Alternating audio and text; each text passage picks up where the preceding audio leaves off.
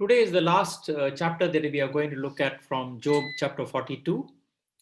And from this chapter, we are going to look at uh, the response that Job is making to God.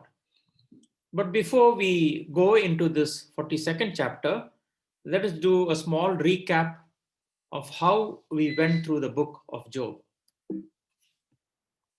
How did we cover the book of Job? In the beginning, I covered the introductions, I covered the background to the book of Job, and then two studies. One is the leadership at the home and the nature of heaven, which is very critical to understanding the whole story of Job, what was happening in the council in heaven. And then after these three studies as introductions, we went on to study the character of Job on trial, and we were doing Job chapter 1 and Job chapter 2, in which we saw how Job had to weather the storm that he was going through.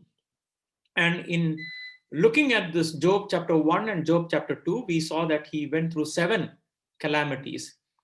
First, the Sabaeans loot his herds and kill his servants. Then lightning burns up the remaining sheep and servants. Then organized Chaldean raids were looting his transportation animals and killing his servants. And then a cyclonic catastrophe wiped away all of his children. And then he undergoes a personal physical affliction. Then the 6th calamity is domestic rejection and spite from his own wife. And finally, the friends who come to comfort him end up the friends who begin accusing him. So these are the 7 calamities that takes place for Job. And how does he bear his character in the middle of this trial? And that's what we looked at in the 4th study. And then after that, we looked at from Job chapter 15, the anatomy of hypocrisy. I took Job chapter 15 as a simple example of crystallizing all the accusations, including those of a bystander named Elihu, because it covers what everybody spoke. And so I just took that as an example to show that the way in which Job underwent accusation. There are 3 cycles of dialogues over there between Job and his friends. And then this man, bystander named Elihu, joins in the conversation. But and in the 15th chapter, of course, I show you how what this anatomy of hypocrisy is. And then having faced all these accusations, I display to you the integrity of Job, which is from Job chapter 31, and that we covered. So we, on one hand, see Job weathering the storm, then we see the anatomy of hypocrisy in the accusations leveled against him, and then we see the real integrity of Job, which I said we can use as a thermometer to evaluate our own spirituality. Then we come to the center of the book of Job, which is visible in the 3 witness passages. And these are those passages where we see the faith of Job start like a spark, and then it rises in volume like a crescendo and climaxes in the 19th chapter. So there are 3 witness passages which we did.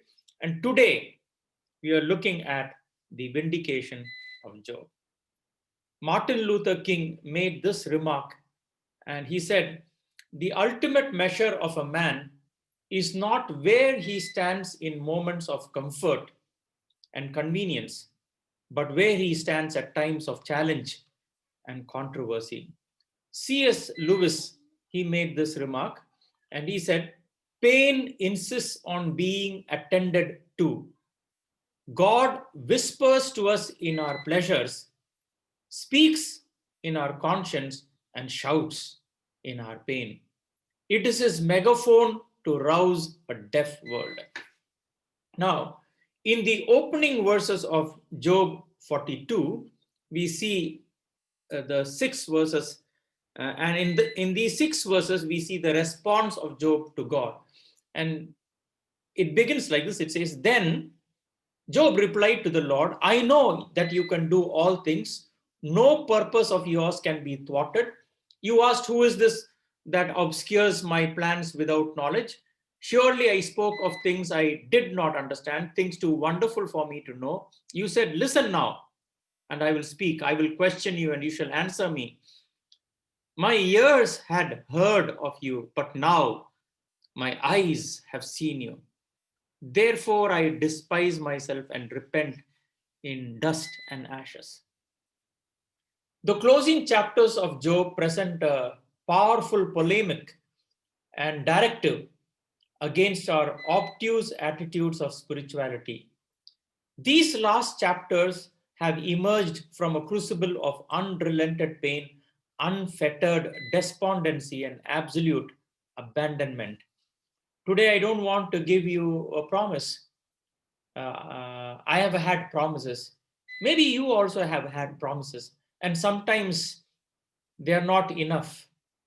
But I don't want to give you promises, but I want to give you an attitude of confidence that the world cannot give and the world cannot snatch, an attitude of confidence and stability that will carry you and keep you circumstance after circumstance, year after year.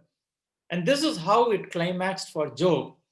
And this is his strength, and it can also be ours. Now, there are problems when we go into the reading of the text, and there are two main problems with the text.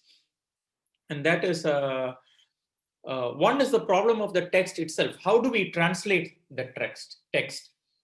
Here, the semantics of language border on the threshold of science.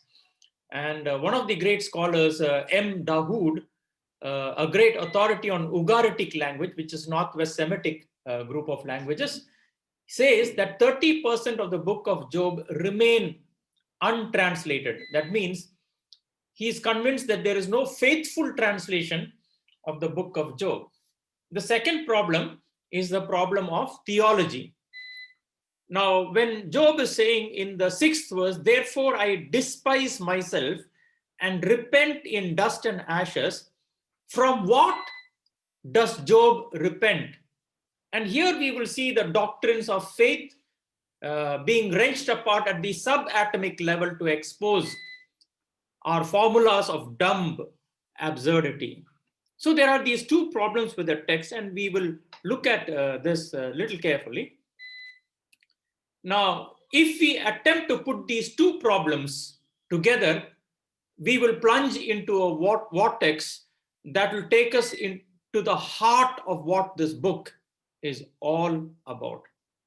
And then, so when we read this particular text in the 42nd chapter, it says, then Job replied. Now, when the text is saying, then Job replied, it means we need to look at the previous set of verses that come and climax in the 42nd chapter and in the beginning, where as a result of which Job has to say, then Job replied to the Lord. So here, why did Job respond in this fashion? What we are seeing in verses 2 to 6. Now, chapters 38 to 41 present the final theological dialectic between God and Job. This dialogue is emblematically distilled in Job chapter 40 and verses 8 to 14. So if you read Job 40 verses 8 to 14, we can understand why Job responds in this fashion, because it says, then Job replied to the Lord. And in the end of the 6th verse, he says, I despise myself, I repent in dust and ashes. We will be able to understand the response of Job to the Lord. So if you read Job 40 verses 8 to 14, it'll give us some clarity. Now in Job chapter 40, God is asking, talking directly to Job. Would you discredit my justice? Now, if you look at the entire section from 8 to 14, there is irony in this entire passage. And this irony reveals the self-imposed limitations of divine justice. Now, let me read the ironical language over here. It says, would you discredit my justice? Would you condemn me to justify yourself? Do you have an arm like God's? And can your voice thunder like his? Then adorn yourself with glory and splendor and clothe yourself in honor and majesty. Unleash the fury of your wrath. Look at all who are proud and bring them low. Look at all who are proud and humble them. Crush the wicked where they stand. Now, when we look at all who are proud and bring them low, look at all who are proud and humble them. If you read the succeeding verses after the 14th verse, you will read in the remaining portions about the behemoth and the leviathan. Now, these are proud animals, and he's taking the example of those animals, and the crystallization is over here, where he says, can you humble them? Can you bring them low? And then 13th verse, he says, bury them all in the dust together, shroud their faces in the grave. Then I myself will admit to you that your own right hand can save you. So there is an irony in this passage, and this irony reveals about God the self-imposed limitations of divine justice. Now, looking at this a little more deeper, why did Job respond in this fashion? As I said, that it talks about, and this is why, we read about why Job responds to God in this fashion. He responds to God. He says, I know that you can do all things and no purpose of yours can be thwarted. And you asked, who is this that obscures my plans without knowledge? Surely I spoke of things I did not understand, things too wonderful for me to know. And so the language goes on. So when we try to understand this, we can understand the response that Job is making to God. And as I mentioned to you earlier, there is irony in this entire passage of Job chapter 40 that reveals the self-imposed limitations of divine justice. If we try to understand what this actually implies and means, it means that there is, on one hand, as I mentioned earlier, the problems of the text, which is the language is very different because it is closer to a language called it's an older form of Hebrew, and it's closer to a language called the Ugaritic. And that is why I was quoting one of the Ugaritic scholars, M. Dahoud, who said 30% of the book of Job has not been translated properly. Now, one of the examples I'm going to show you in this chapter over here in Job chapter 40 is the 12th verse. And it contains what is called as a word, which is very difficult to translate. Let me read it for you in the 12th verse. Look at all who are proud and humble them, crush the wicked where they stand. Now, this word crush is in technical language, in the language of translation, we call it as a hapax legumina. Now, what does it mean? What is hapax legumina? That means it's a word that comes only once or maybe twice in the entire Old Testament. Now, whenever people translate a word, when you translate the word, you don't translate the word in terms of its meaning. You determine its meaning by its usage. So meaning is not in the word, but meaning is in the way the word is used. If I take a simple word like keep, okay, I could tell you, okay, keep this pen. That means I'm asking you to have it with you for some time. Okay, or I could say the king was confident at his keep. That means there the word keep means a stronghold. Oh, or the third meaning of the word keep, okay, that man is not a straightforward man. He's got a number of, that lady of his with whom he comes to the market every day, that is his keep. That means a prostitute or a concubine. So you see the word keep, the word meaning of the word is not determined by the word. The meaning of the word is determined by its usage. Now, when we have a word like crush, or in the Hebrew, the word there is hadok. Okay, how do we translate that when it comes only once in the Bible? So there is a problem with the word hadok. Okay, now if you look at the word hadok, it could be translated either as tear down or shake. But the problem is, how do you translate it? Because it comes only once in the Bible. So what do they do is, normally if there is a word, you can look at other passages in the Bible of the same period of time and then translate the word. Or if the word is not found in the Bible or in a particular passage around that particular period of time where it is being used, look at other passages in the Bible from a different period. Okay, and then see how you translate the word. Now, if it is not found anywhere in the Bible, where do we go to compare its usage and to understand how it should be translated? So that becomes a bit of a problem. So what scholars normally do is they try to look at extra biblical literature. And when they look at extra biblical literature, they see how this word is used in another Hebrew text, okay, outside the Bible, and then understand how to translate this. Now, a greater problem will be this. If it is not found anywhere in biblical literature, the word, and if it's not found anywhere in extra biblical literature, how do you translate it?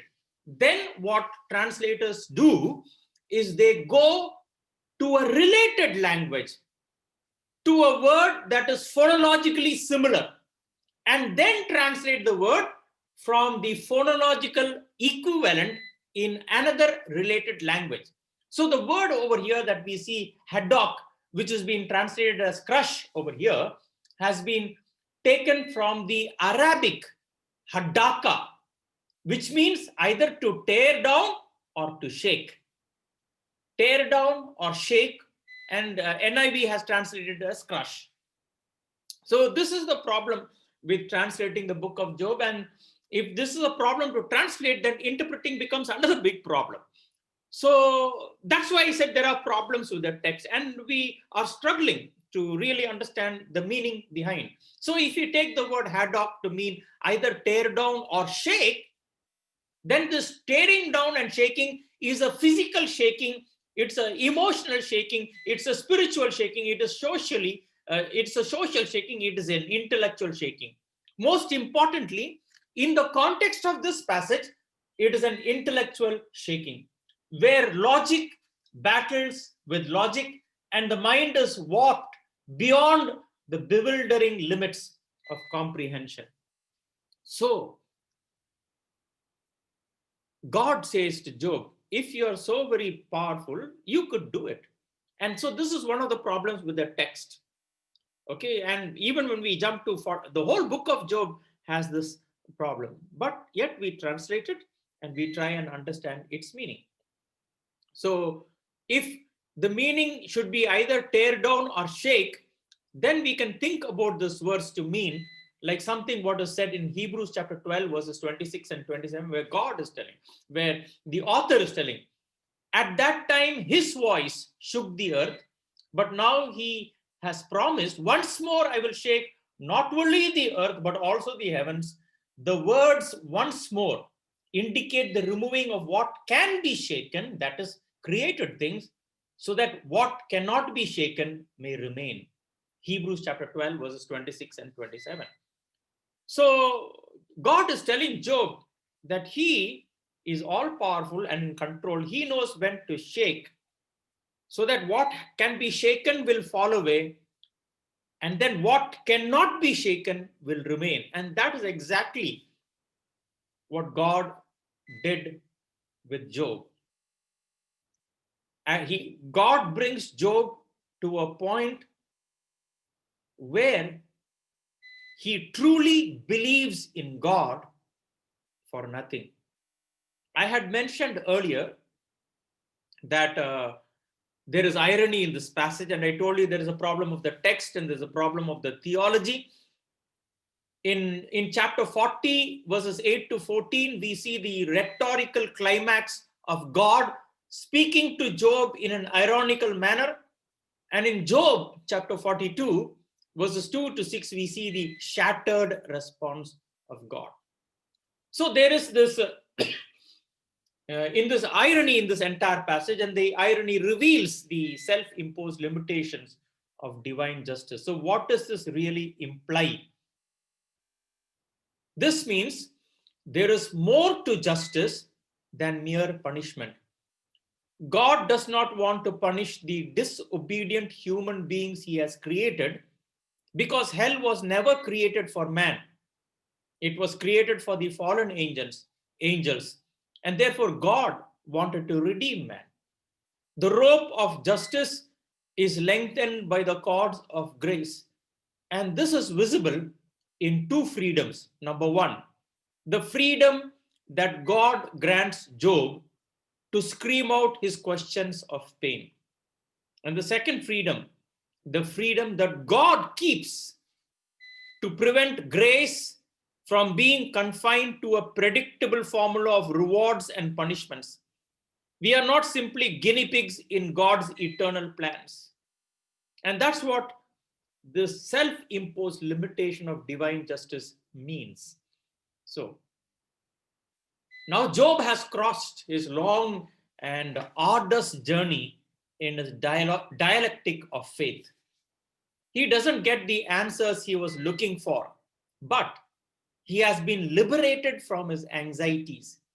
And in this direct dialogue between God and Job in chapters 38 to 42, God does not condemn Job anywhere. Of course, there is ironical language, and there is language in which God is questioning Job, but God in nowhere in any of those chapters condemning Job. If this is so, then the response of Job in chapter 42 is unusual. If God did not condemn Job, then what is Job repenting from? So when we look at Job chapter 42, we need to understand why Job is responding this fashion and what we need to understand from his response. In the second verse, he says, I know that you can do all things and no plan of yours can be thwarted. You asked, who is this that obscures my plans without knowledge? Surely I spoke of things I do not understand, things too wonderful for me to know. That means God has plans for this world. God has plans for you in 2021, even in this COVID scenario. The world is not a chaos as Job initially thought. I may not know these plans, I may not understand these plans, but that does not mean that the plans aren't there. Job is saying in his language over here, I know that you can do all things, no plan of yours can be thwarted. You asked, who is this that obscures my plans without knowledge? Surely I spoke of things I did not understand and things too wonderful for me to know. I may not know these plans, I may not understand these plans, but that does not mean that the plans aren't there. In Jeremiah chapter 29 and verse 11, God says these words, for I know the plans I have for you, declares the Lord. Plans to prosper you and not to harm you. Plans to give you a hope and a future. God has plans, not just for this world, but also for you. Now, when we look at verse 6, which we need to look at a little more deeply to understand what really the repentance of Job meant. So let's look at that. Now, the word despise can be translated as I retract or I recant. The question is from what? Because God did not condemn Job, and why is he retracting or why is he recanting? Then if you look at the word repent, which is in Hebrew the word nahum, okay, that would mean to change one's mind or to abandon one's opinion. So how do we actually understand or translate this verse? Now, one scholar, one famous scholar, his name is Gustavo Gutierrez. He's a liberation theologian. And this is a common feature of most of the people who are Latin American theologians. They tend to be pro-liberation theology. Now, he wrote a commentary on the book of Job, very beautiful commentary.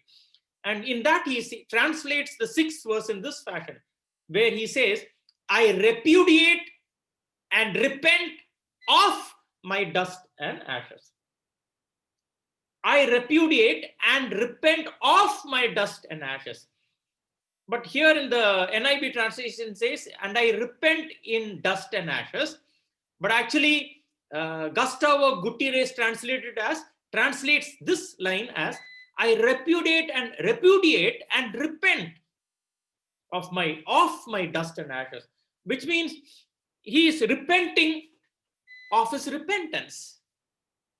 What does this mean for us? It means I am repenting of my repentance and I am lamenting of my lamentations. The attitude, that is talking about the attitude of sitting in dust and ashes. God does not want us to sit in dust and ashes. It is not about contrition, but a determinate reject. These lines are not talking about contrition, but it's talking about a determinate rejection of his attitude of despondency and bitter complaint that characterized all his earlier dialogues. His trust is renewed. His confidence is boosted. His horizons have expanded. His bitterness is gone. He now truly believes in God for nothing. You remember one of the accusations that Satan did about Job to God in Job chapter 2 is, does Job believe in God for nothing? In chapter 1 and chapter 2, we find it. Does Job believe in God for nothing? But now, he now truly believes in God for nothing. He has been delivered from the most cunning form of idolatry, which is to box God into a predictable formula and shaping God into caricatures of our own theological biases. Now, God is not a Skinnerian. He doesn't expect conditioned behavior or conditioned theology from us. The justice of God does not decide what we think about God. And God's love is not based on cause and effect, but in freedom and gratitude. In fact, it also, the revealing truth is this, that evil is an abnormal monstrosity. It's not a problem to be solved, but an enemy to be confronted and defeated. So, let us repent of our persecution complex. Let us forget our sob stories. Let us step out in faith and courage to face anything and everything that the coming year can throw at us. Let us walk firm and stand tall. The Rubaiyat of Omar Khayyam reads like this. I am reading this short translated poem from the Rubaiyat of Omar Khayyam. To me, there is much comfort in the thought that all our agonies can alter not. Our lives are written to its latest word. We but repeat a lesson he hath taught. Our wildest wrong is part of his great right. Our weakness is a shadow of his might. Our sins are his, forgotten long ago, to make his mercy more exceeding bright. So when we look at Job chapter 42, we need to understand this critical truth. It was, of course, translated by Richard de Gallienne. John Calvin, he preached about 159 sermons from the book of Job, and he concluded each of his sermons with this particular call to prayer. And he would say this: now we shall present ourselves before the face of God and bow in humble reverence. If this chapter means anything at all, it means no matter what happens, we need to remove despondency from our hearts and walk with courage and faith. The year 2021 that is just looming ahead will be a year in which good things may happen, bad things may happen. But we can have the courage to face it all because we have an attitude of being willing to triumph in all circumstances. Let us bow down our heads in prayer.